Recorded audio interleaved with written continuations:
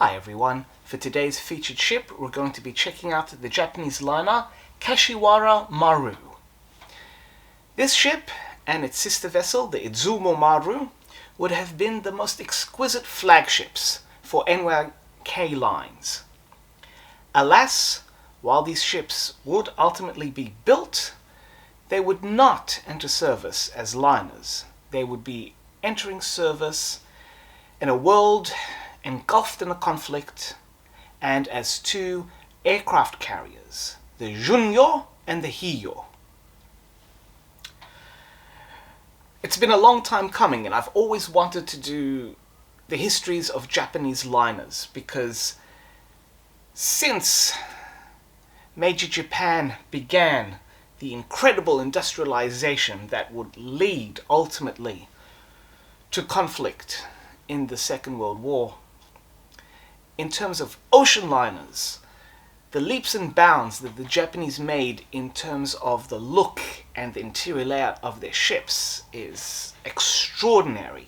And particularly in the 1920s and the 1930s, the vessels such as the Isamu Maru and its twin, the Tetsuta Maru, and their half-sister ship, the Chichibo Maru, absolutely incredible, beautifully balanced looking ships with incredible themed interiors.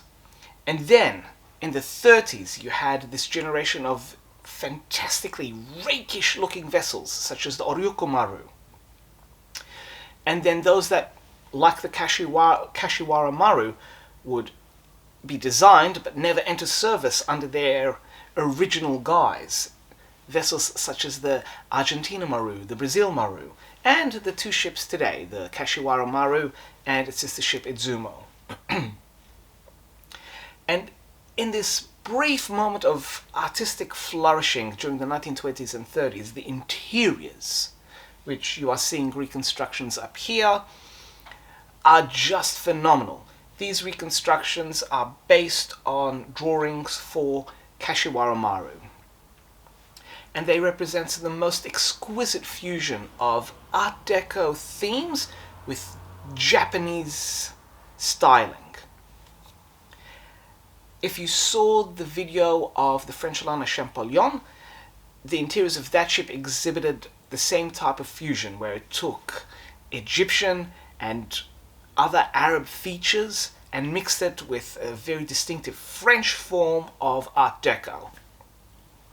And the Japanese liners of the 20s and 30s did just that.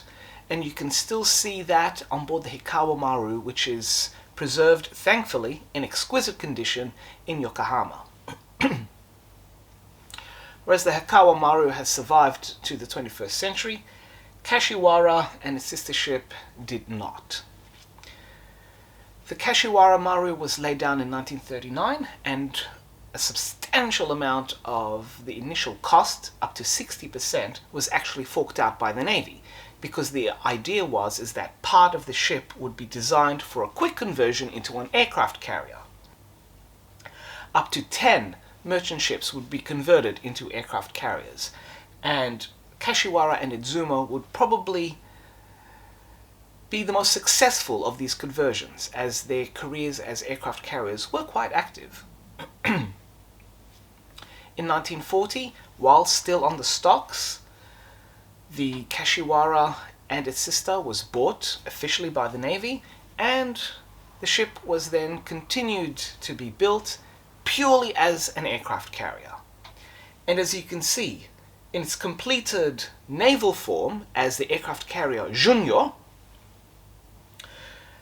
the ship bears absolutely no resemblance to its magnificent ocean liner form.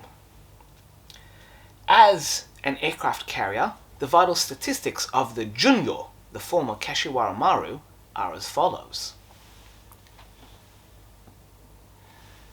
The ship weighed 24,150 tons, had a length of 719 feet, which equates to about 219 meters, a beam of 87 feet, which is roughly equivalent to 26 meters, and the ship could move along at a respectable 25.5 knots. It could carry between 42 and 48 aircraft, which was a mix between Claudes, Vals, and a few Zero fighters for protection.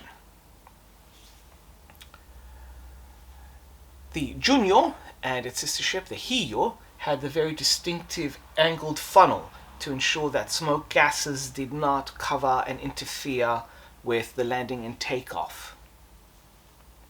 And the Junyo, as an aircraft carrier, was very active in the Pacific, involved in fighting around the Aleutians and also in the epic Battle of the Philippine Sea. The Hiyo would not survive the war, but the Junyo would be damaged multiple times. However, in its last case of damage, it was just proven to be too much to repair the ship and bring it back into service. It was 1945. Things were desperate. The end of the war was coming. And so the ship was basically laid up.